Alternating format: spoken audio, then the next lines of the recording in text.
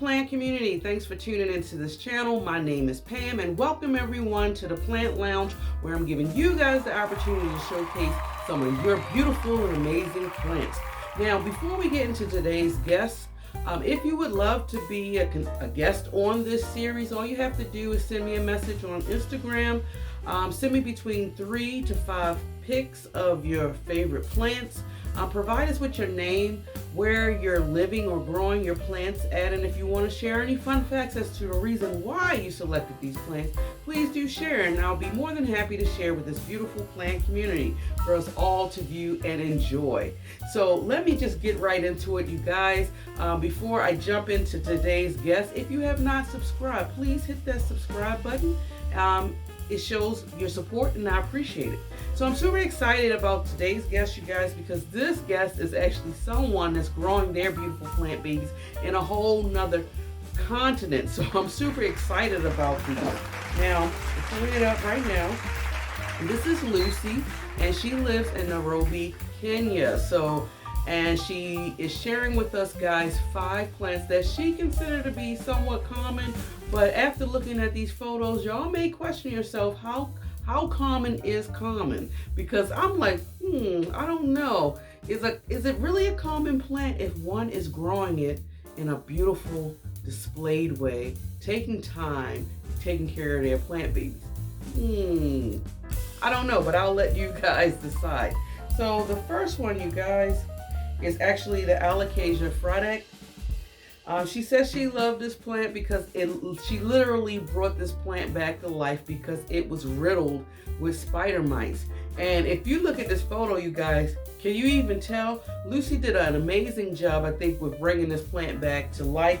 And I am like in awe of this plant. Lucy really, chef's kiss, hands down. This plant is absolutely gorgeous. I love the dark, rich color of the leaves, the veination in it. It's so beautifully displayed. It's growing so nicely till I had to actually zoom in, you guys, I was like, man, it doesn't even look real. This plant is gorgeous. Like, you're doing an amazing job, and by far from what I can see, you guys, just starting off with this first photo, is not what I would consider a common plant, but you know.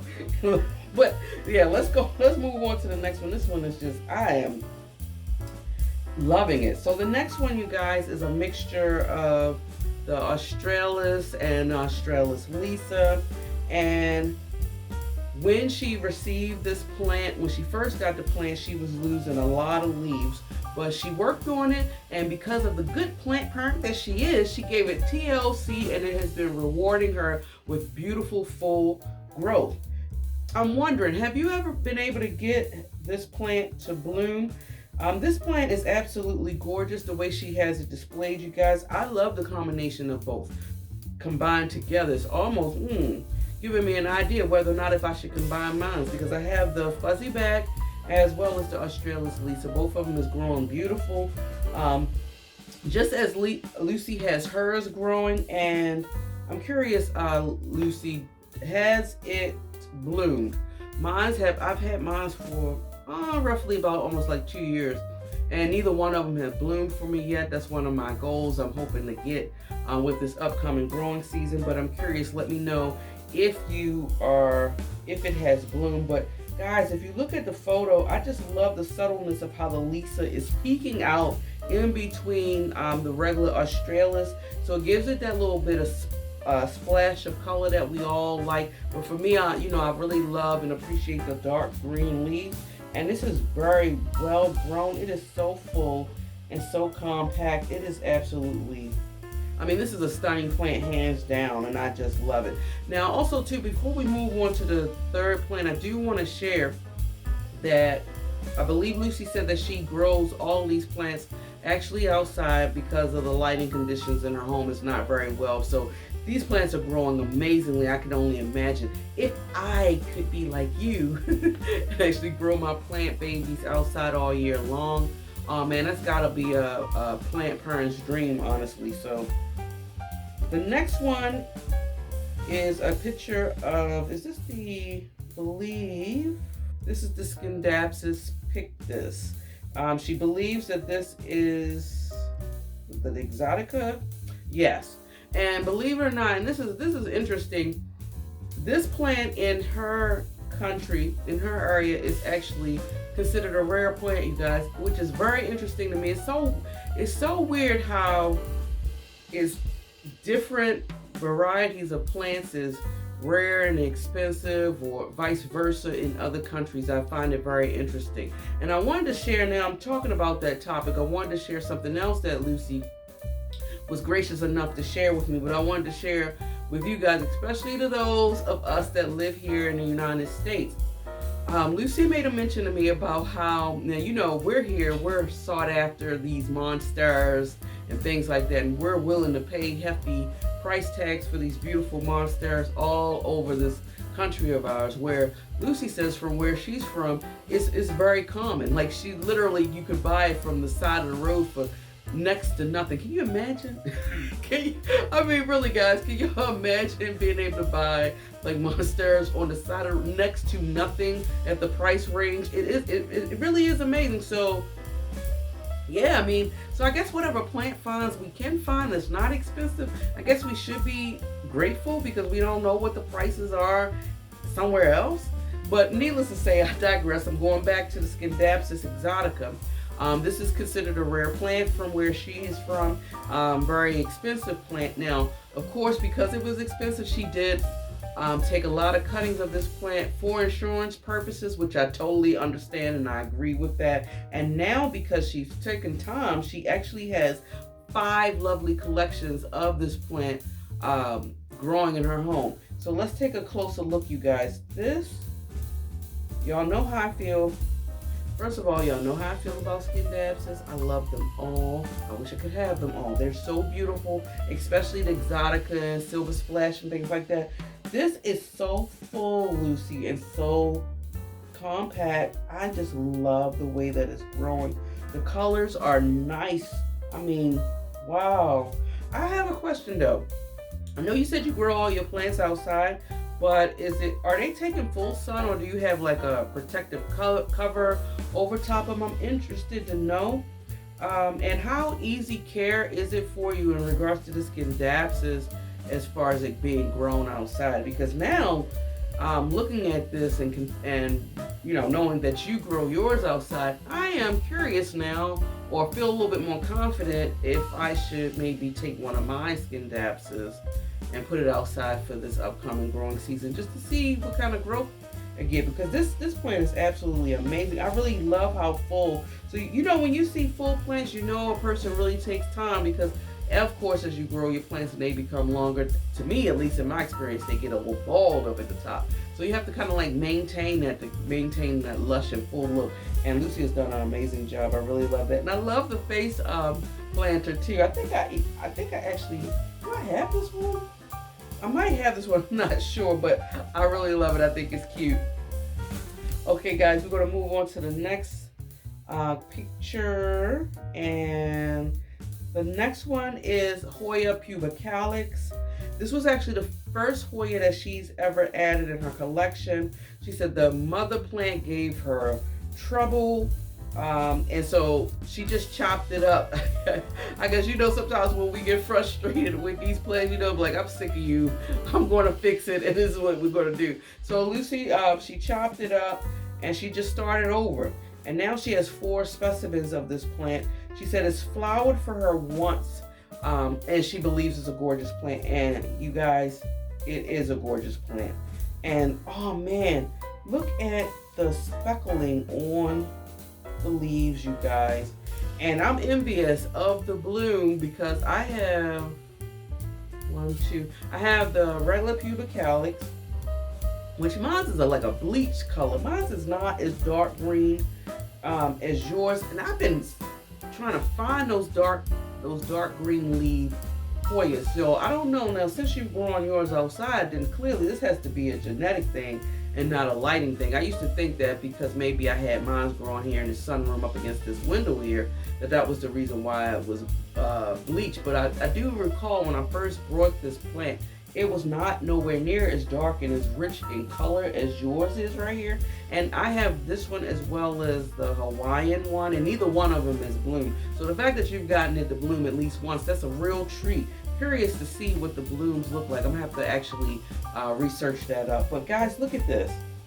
It is so, oh, I love it. See what growing your plants outside can do, guys? Man, it's really brought out the color. You know, I don't know if this, you know what, Lucy? I don't even know. Looking at the speckling on this, is this the regular version or could this be another variety? The speckling on here is absolutely amazing, and some of them are like almost like silver in color. Oh man. Y'all see what I was saying, guys? Honestly, with the comment, this is far from common in my personal opinion. These plants are amazing. Absolutely amazing. And I gotta sidebar you guys, you know, I don't know, y'all probably like, Pam, you are nut or whatever, but you know, I really do take joy of doing this particular series because I don't know, I'm doing this channel of mine and I'm bringing you guys along my plant journey because I love plants. I want to showcase, I want to share with you guys, and y'all get a chance to see my plants all the time, you know, and I don't know if what I'm showing you guys or what I'm doing, if it's inspiring others or giving y'all creative ways and ideas and things like that.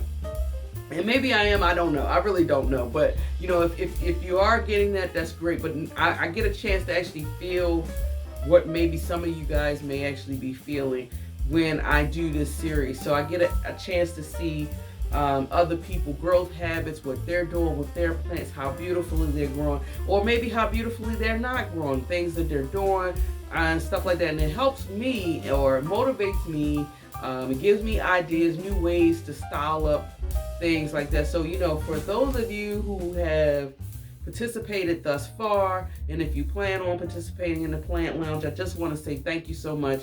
Really doing this series and watching y'all beautiful plant babies, it brings so much joy to my heart. Y'all have no idea. So when I get giddy like this, it's really because I'm actually enjoying what I'm seeing here, and I thank you guys from the bottom of my heart. But let's go back to this and like,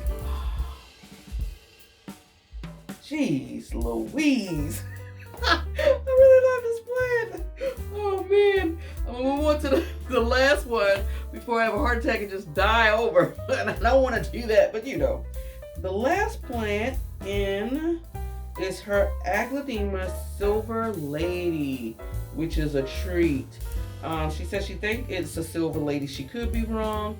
She said it's a trooper of a plant, easy care, grows like a plant. She said everyone that sees it in her home thinks it's a fake plant. So let's just take a quick look at this. And you know, oh wow, you know, I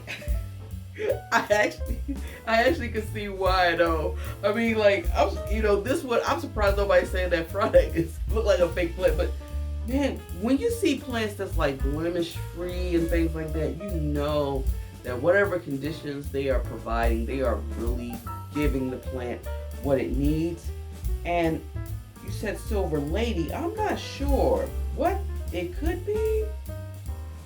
I don't know, but golly, how many plants is actually in here? You know, this is so full, and y'all know I love the silver leaves. I have the Silver Bay, but I don't have a Silver Lady. But I think I have seen the Silver Lady. And I think the Silver Lady was pricier than the Silver Bay. So I don't know if you got a bargain on this and how long you've actually had this plant. This plant is amazing. You guys, y'all gotta admit, Lucy has an amazing collection just off of these 5 plants alone. It's just growing so nice. I love each and every last one of them are so full, so lush. Oh man. Jeez. Oh, look at that. Has it flowered for you? I'm quite sure it has. Or maybe it hasn't, because I don't know if Aglaonemas, do they flower more when they're getting that subtle dappled light versus possible being grown outside. I really don't know. If anybody have any information on that, please share with the plant community. But yeah, Lucy, thank you so much. Okay, let's give her a round of applause, really. Lucy, these plants are far from my personal opinion, and maybe you guys can share in the comments and let Lucy know how amazing her plants are. The 5 that she picked is far from common to me. Each one of these plants, you can tell that she is taking care of them, and whatever she's doing, they are loving it. So, you know, you're doing an outstanding job. Keep it up. And wow, I'm just taken aback. Thank you so much for sharing. I really did appreciate it. This was really a treat for me. Like I said, because it's in a whole opposite part of the world, and I love that. Let's just keep it coming so we can just learn from each other. So this pretty much ends this series or this episode, you guys. Keep in mind, if you love foliage as much as I do, you love listening to planty things, subscribe if you have not, like, share, comment, share with friends if you want to. Please get my channel out there. I appreciate your support, any support you give me. Enjoy your day wherever you are in the world, and until next time, guys, much love. Bye.